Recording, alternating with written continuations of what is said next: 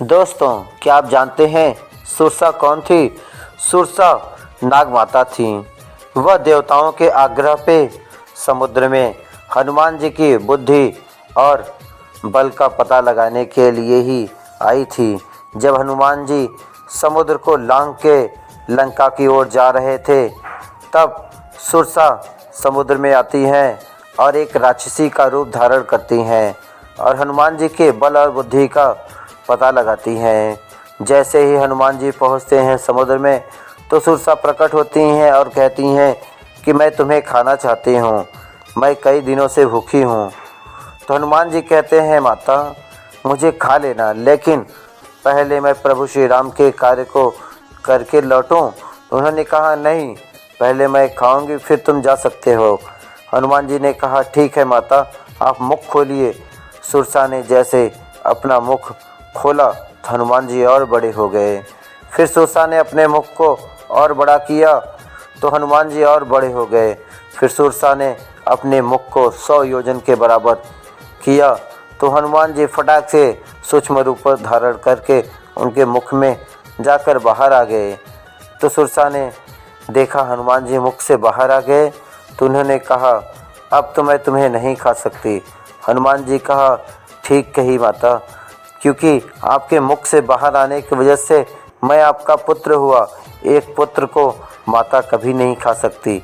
और वह अपने असली रूप में आती हैं और कहती हैं, पुत्र, देवताओं के आग्रह पे मैं तुम्हारे बल और बुद्धि की परीक्षा लेने आई थी, जिसमें तुम सफल हुए। अब तुम अपने प्रभु श्री राम के कार्य को जाकर पूरा कर सकते हो। ईश्वर तुम्हारे कार्य को सिद्ध करें और तुम्हारी जय हो। इस प्रकार से सुरसा ने हनुमान जी के बल और बुद्धि की परीक्षा ली, जिसमें हनुमान जी सफल हुए। इसीलिए हनुमान जी को बल बुद्धि विद्या निधान कहा जाता है और नवनिधि के दाता कहा जाता है।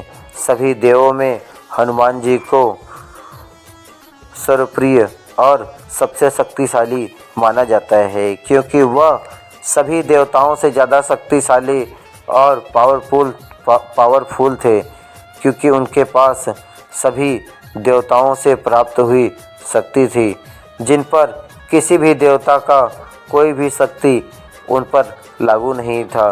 ब्रह्मास्त्र हो, अग्निअस्त्र हो, कोई भी अस्त्र हो, हनुमान जी को छू नहीं सकता था। इसीलिए हनुमान जी आज भी अमर हैं।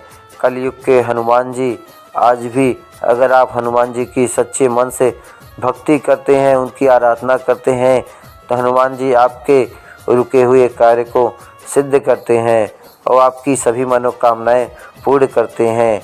आज भी हनुमान जी पृथ्वी लोक पर हैं। जहाँ जहाँ प्रभु श्री राम का कीर्तन होता है, वहाँ हनुमान जी किसी न किसी रूप में आते हैं और वहाँ पे प्रभु श्री राम के कीर्तन का आनंद लेते हैं। Thank you for watching this video.